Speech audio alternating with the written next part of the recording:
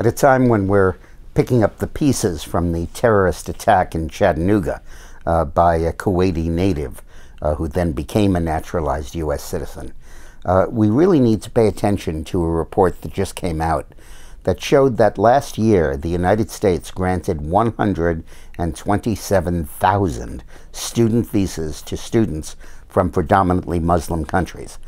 Over 50,000 of them were from Saudi Arabia, and get this, 10,000 were from Iran. There were 7,000 from Kuwait, and smaller numbers from other countries. Now, the theory of this is that we can screen who are potential terrorists and not grant them the visas. Well, nonsense. How can we screen in a country like Saudi Arabia, where there really are not records that are publicly available, or in Iran, where we don't even have diplomatic relations? We're just taking a bet in letting these people come into the United States. Now, the State Department has a list of nations that sponsor terrorism and nations that harbor terrorists.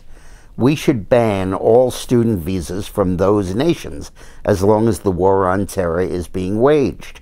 We have no adequate way of controlling them. We have no way of sorting out those who are potentially violent.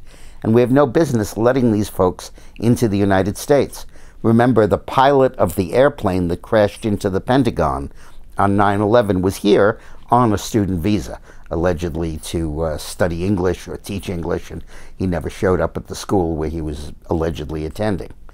But we have no way to police this stuff, and we should not allow this to happen. Now, why does it happen?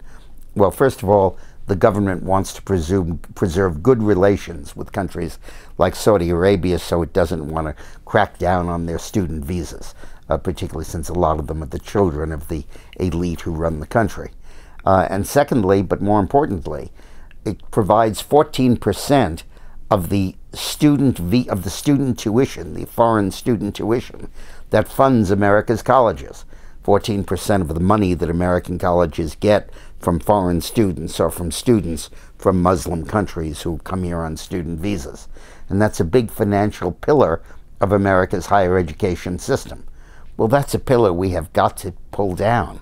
We cannot permit this flow of people into the United States, especially as ISIS is moving us away, moving the world away from pre-planned group attacks to lone wolf shootings, particularly of military personnel, such as happened in Canada and just happened in Chattanooga.